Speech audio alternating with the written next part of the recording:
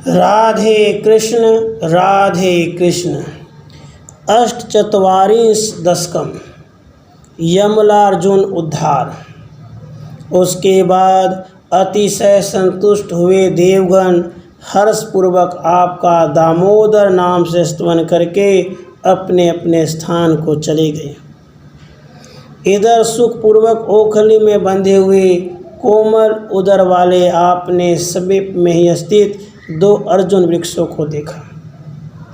कुबेर का पुत्र जिसका नाम नलकुबर था और दूसरा मणिग्रीव नाम से प्रसिद्ध था, ये दोनों शंकर जी की उपासना से प्राप्त हुई लक्ष्मी के मत से उन्मत्त होकर चिरकाल तक आपसे विमुख हो क्रीड़ा विलास में संलग्न रहे।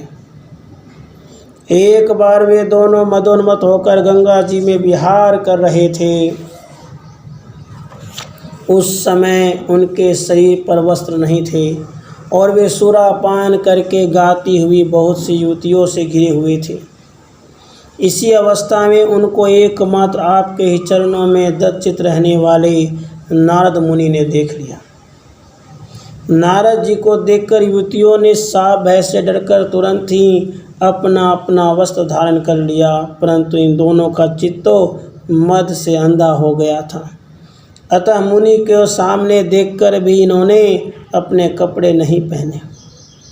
तब नारद मुनि ने भगवत भक्ति तथा उप शांति की सिद्धि के लिए उन्हें शाप दे दिया, क्योंकि शांति के बिना सुख।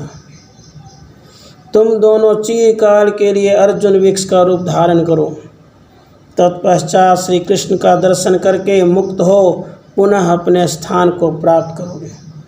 यो नारद द्वारा शापित हुए वे दोनों आपके दर्शन की सप्रिया से व्रज में आकर यमलार्जुन के रूप में उत्पन्न हुए।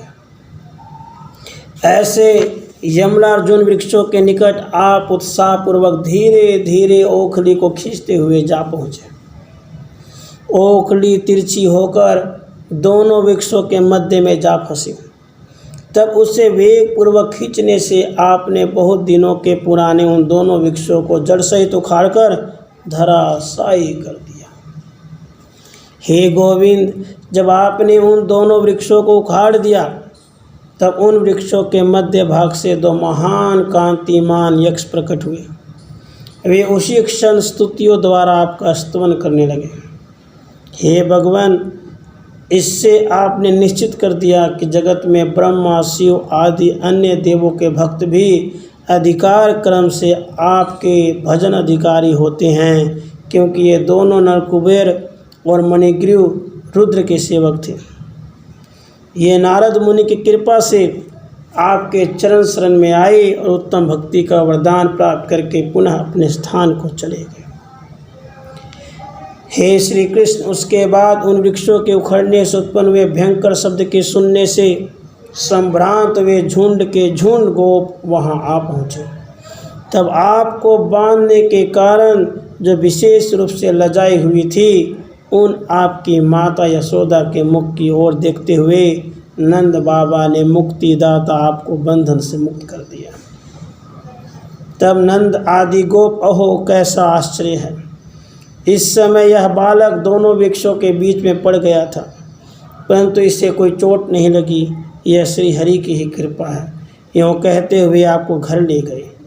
हे श्री कृष्ण, मेरी भी इसी प्रकार से उद्धार कीजिए और रोगों से रक्षा कीजिए। इति यमलार्जुन भंजन अष्टचत्वारिंश दशकम समाप्तम।